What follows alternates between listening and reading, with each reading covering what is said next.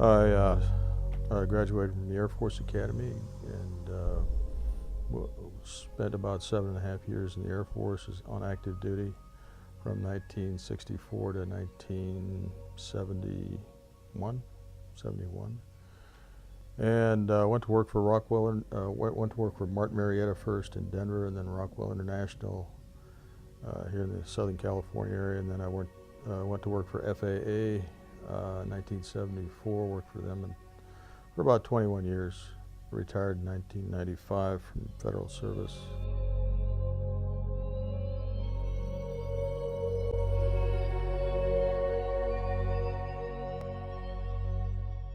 Well, I was an air traffic control, basically air traffic controller was, we called it ground control intercept controller, and I was then I was a missile launch officer, and then after that I was an engineer on the Titan III propulsion system out of SAMSO, or Los Angeles Air Force Station. And when I resigned from the Air Force in 1971, that's where I was located, at Los Angeles Air Force Station.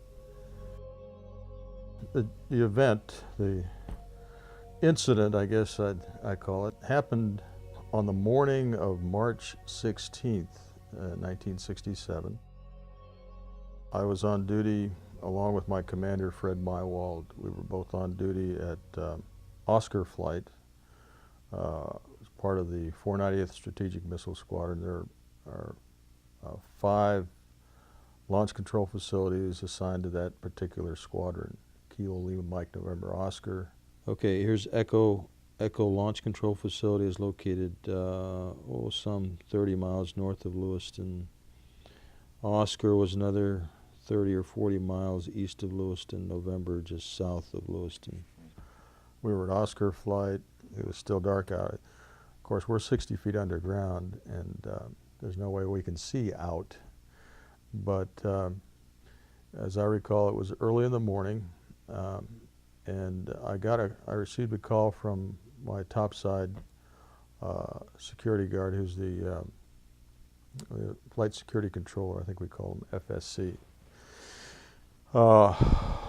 And he said that he and some of the guards had been observing some strange lights flying around the site, around the launch control facility. And he said they were acting very unusual, just flying around. And I said, well, you mean UFO? I think I used that word. You mean like UFOs? And he said, well, he said he didn't know what they were, but they were lights. They were flying around, and they weren't airplanes. They weren't making any noise. They were not helicopters. They were making some very strange maneuvers, and he couldn't explain them. Well, I told him, I just kind of shook my head and just said, well, call me if anything more important than that happens, basically, and we just ended the conversation. It wasn't more than, within a few minutes, I'd say, maybe a half hour later. He calls back, and this time he's very frightened. I can tell by the tone of his voice. He's very shook up, and said, "Sir, there's a glowing red object hovering right outside the front gate." And I'll show you where the gate might be located. But where he's located, he's got a large picture window of the front gate. And he said, "I'm looking at it right now. It's a glowing red object. I've got all the men out here with their weapons drawn." And of course, he was all shook up while he was telling me this. He was very excited. I didn't know what to make of it, but he wanted me to give him instructions or orders, tell him what to do. And I think I said something like, make sure the perimeter fence is secure. And then he said right away, he said, "I've got to go, sir. One of the guards has become injured." He hung up.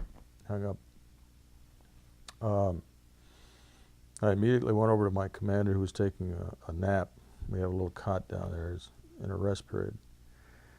And I was telling him about the telephone call we just received. And as I was relating this to him, our missiles started shutting down one by one.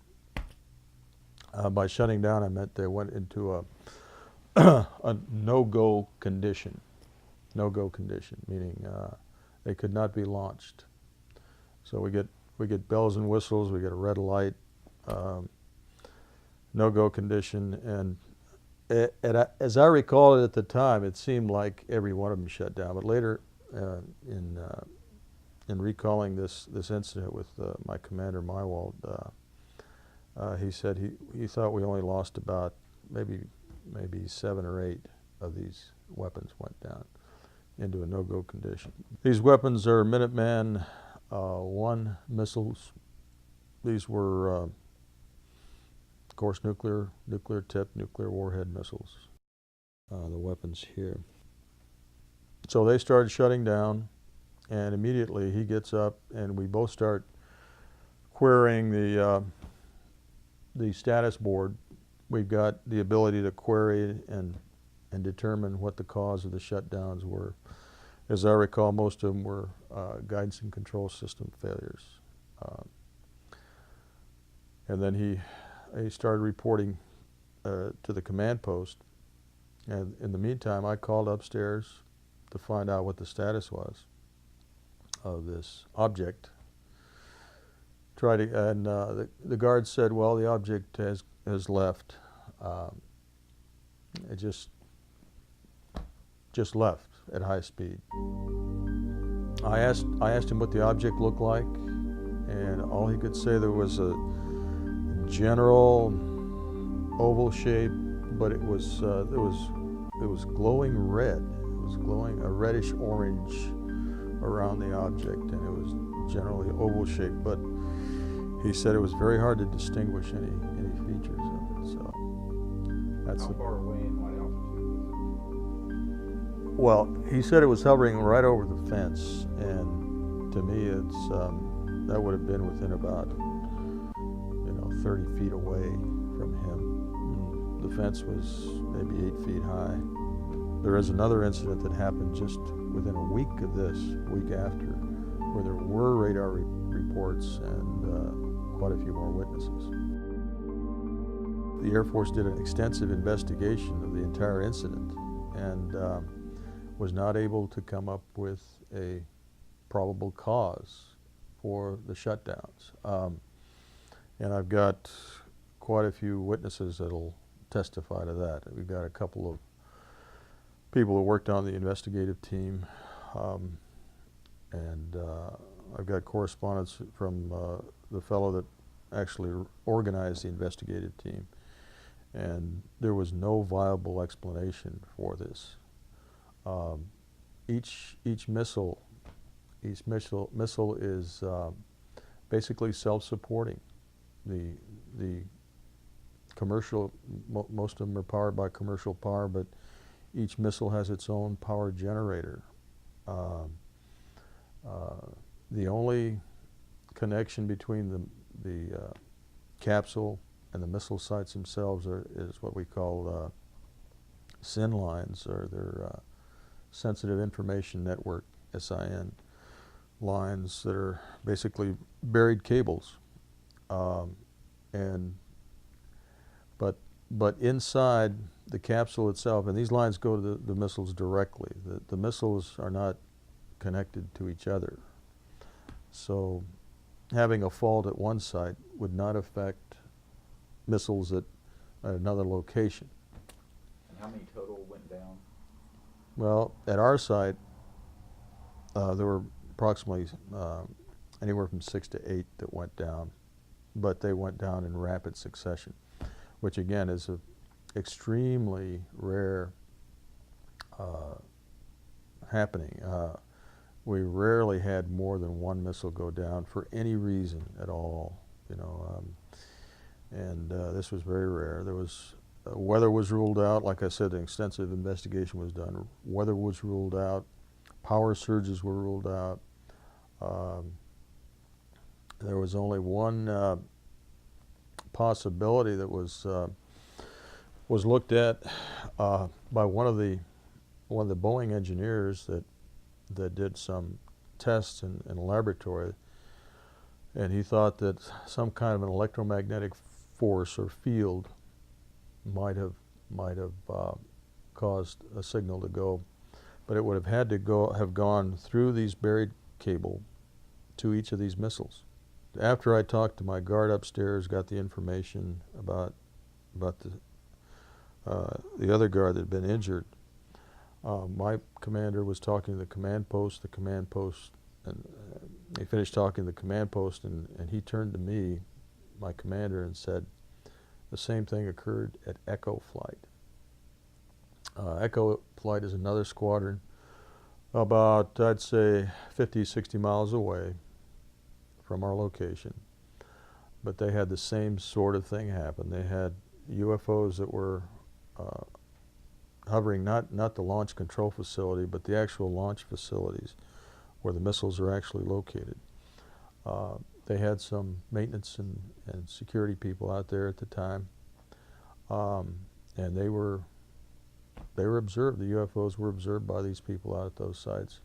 Now, they lost all 10 of their weapons, all 10.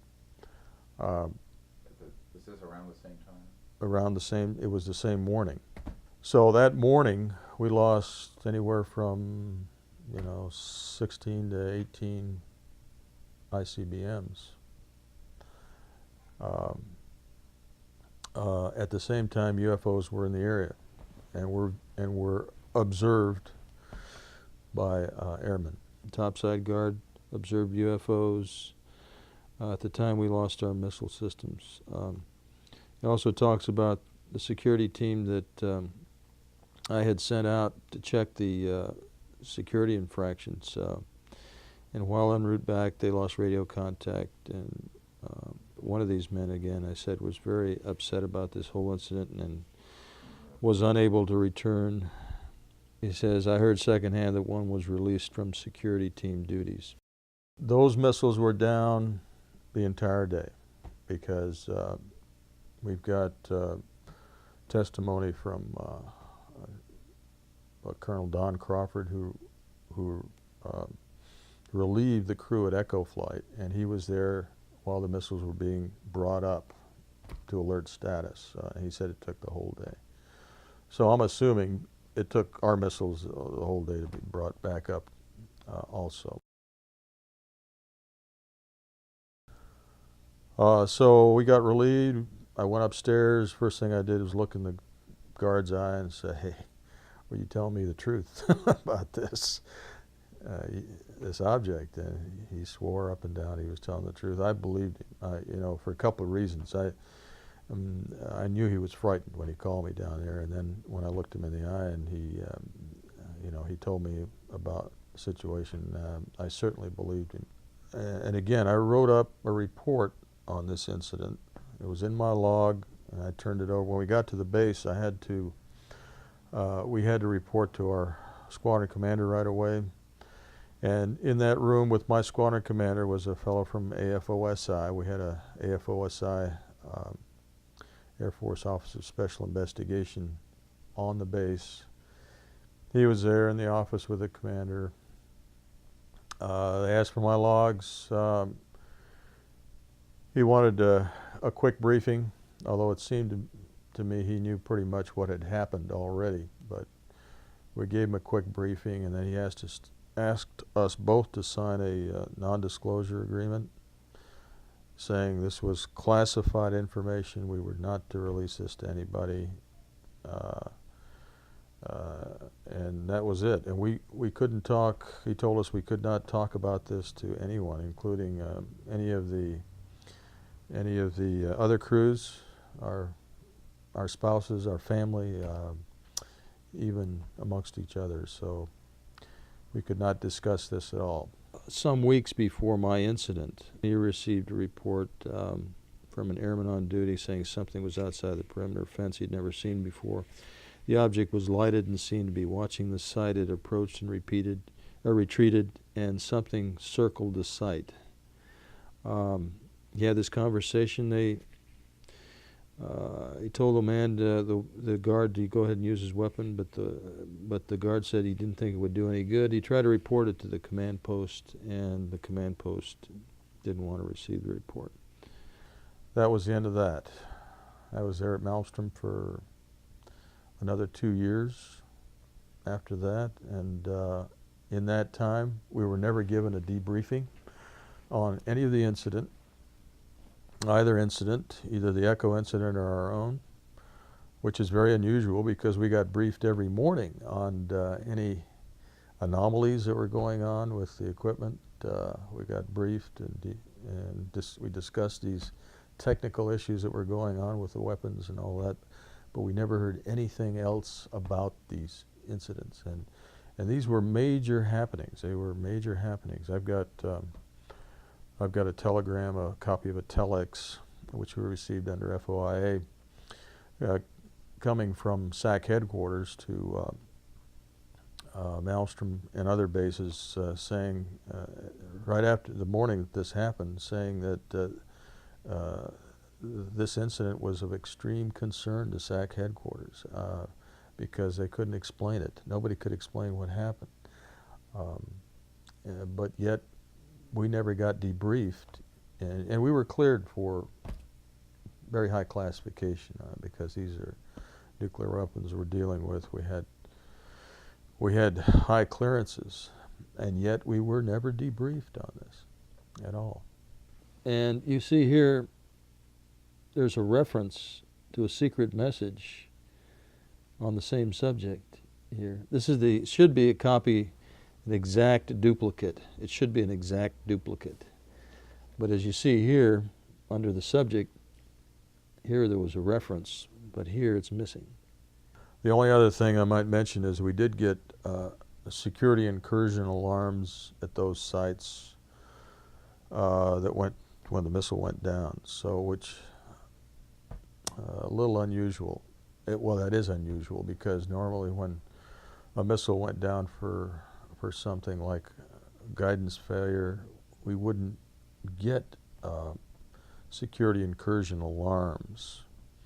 What does that mean, security? It means there's a perimeter breach? It means there's a perimeter breach, that some object crossed the fence or something broke the security alarm system that we had on the perimeter of the launch facility.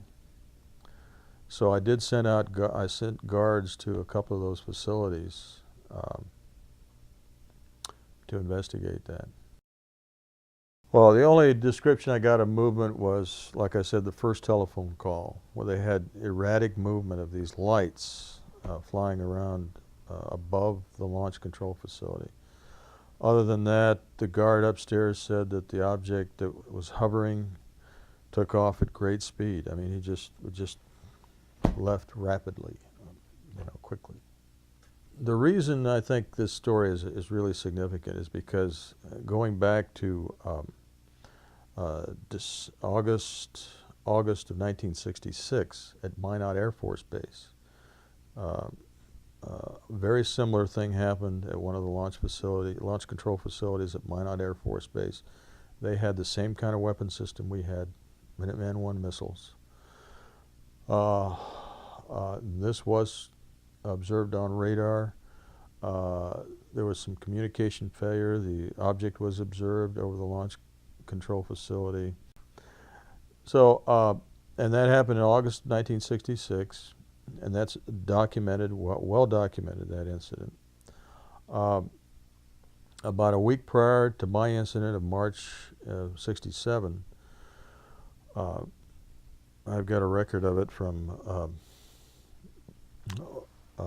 the crew commander. Got a call from one of his security guards who was out roaming, looking at the launch facilities, and saw an object very similar to what I just described over a launch facility. He reported it in. The commander reported it to command post. Command post said they weren't interested in that report. They just didn't even want to take the report. And that happened about a week before ours happened.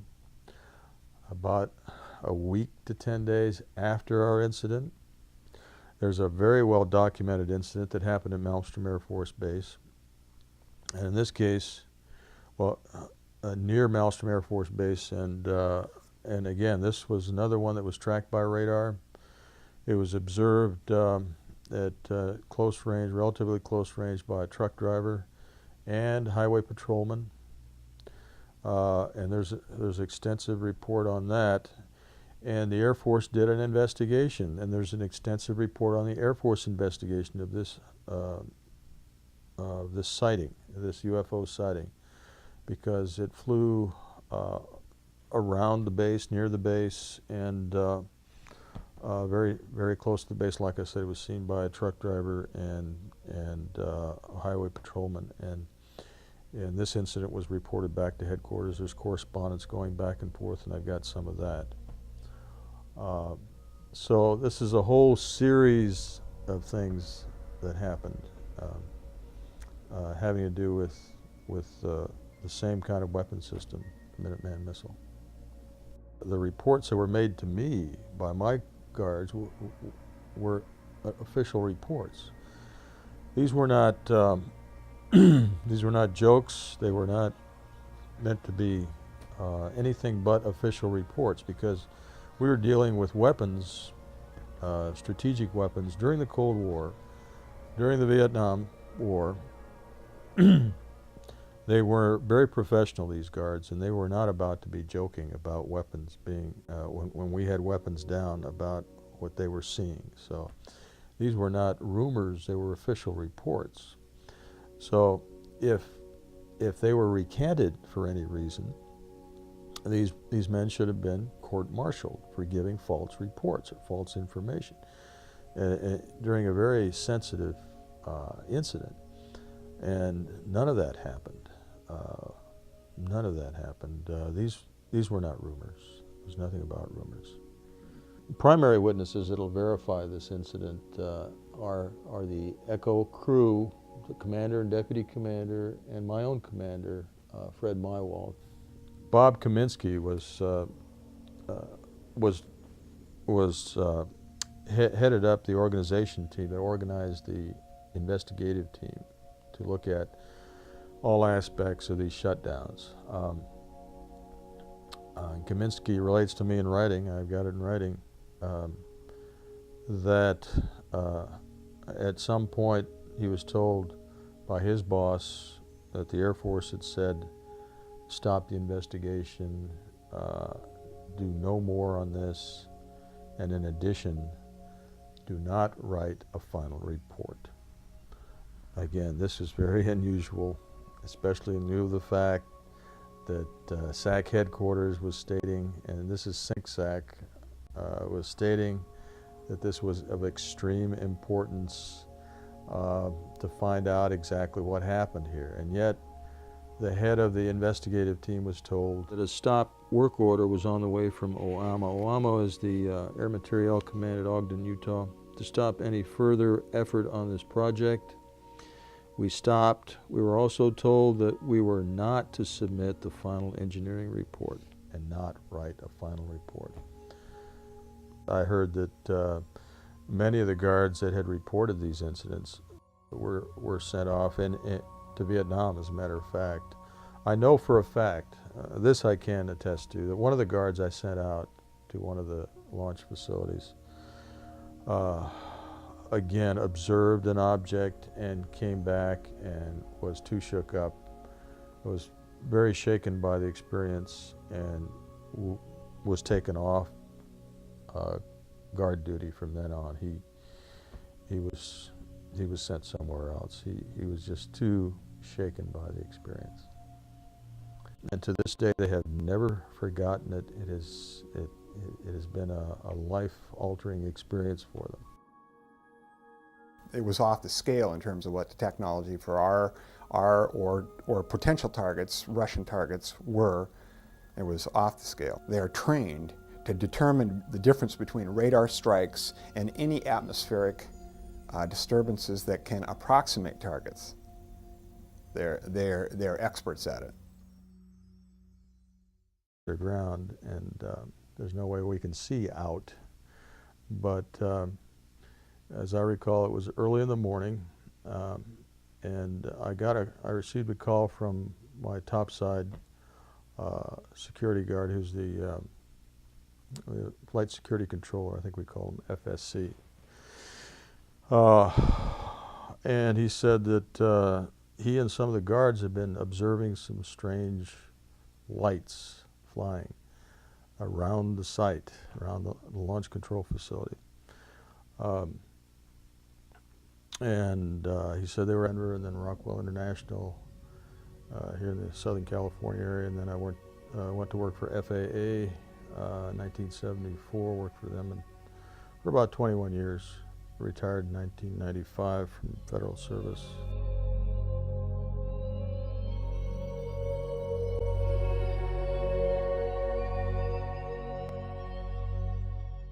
Well, I was an air traffic control,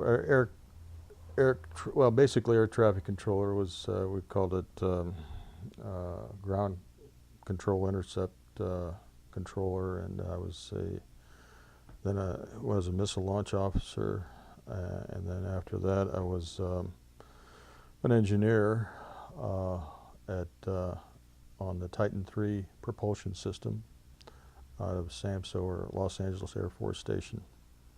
And when I resigned from the Air Force in 1971, that's where I was located, at Los Angeles Air Force Station. The event, the incident, I guess I call it, happened on the morning of March 16th, 1967. I was on duty along with my commander, Fred Mywald. We were both on duty at Oscar Flight. As part of the 490th Strategic Missile Squadron. There are 5 launch control facilities assigned to that particular squadron.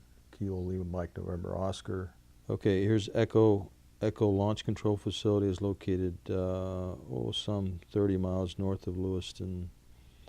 Oscar was another 30 or 40 miles east of Lewiston. November just south of Lewiston.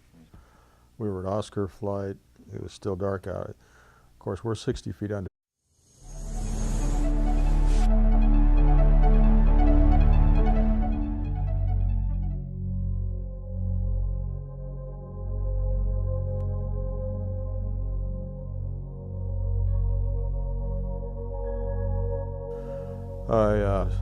I graduated from the Air Force Academy and spent about 7.5 years in the Air Force on active duty from 1964 to 1971, and went to work for Martin Marietta first in